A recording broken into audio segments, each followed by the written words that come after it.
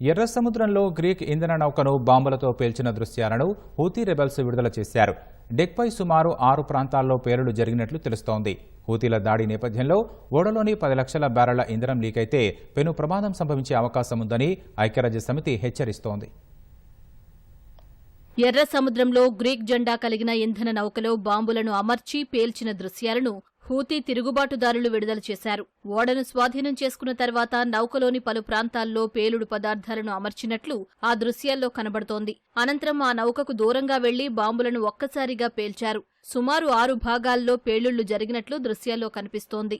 డెక్పై పేలుడు జరిగిన తర్వాత ఆయా ప్రాంతాల్లో మంటలు చెలరేగాయి. ఆ నౌకలోని 10 లక్షల బ్యారెళ్ల చమురు లీకైతే ఎర్ర సముద్రంలోని ఆ ప్రదేశంలో పర్యావరణం తీవ్రస్థాయిలో దెబ్బతినే ప్రమాదం ఉందని, సముద్ర జీవులు పెద్ద ఎత్తున మరణిస్తాయని పాశ్చాత్య దేశాలు, ఐక్యరాజ్యసమితి ఆందోళన వ్యక్తం చేశాయి.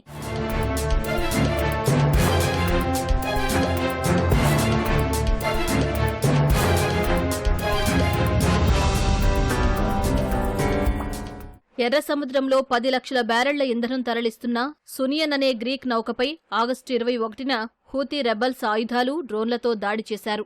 ఐరోపా యూనియన్కు చెందిన ఫ్రెంచ్ డిస్ట్రాయర్ హూతీ రెబెల్స్ దాడి చేసిన నౌకలోని 25 మంది సిబ్బందిని రక్షించి సురక్షిత ప్రాంతానికి తరలించింది.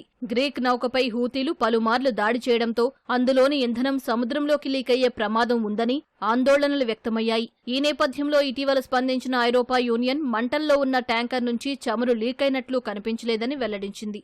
వాటికి సంబంధించిన చిత్రాలను ఐరోపా నావల్ కమాండ్ విడుదల చేసింది.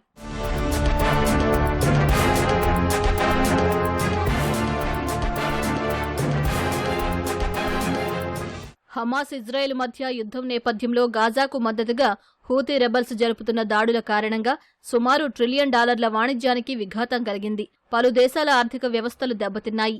ఈ సంఘర్షణలో నలుగుతున్న సూడాన్, యెమెన్ దేశాలకు సముద్రం ద్వారా వెళ్లే సహాయం నిలిచిపోయింది.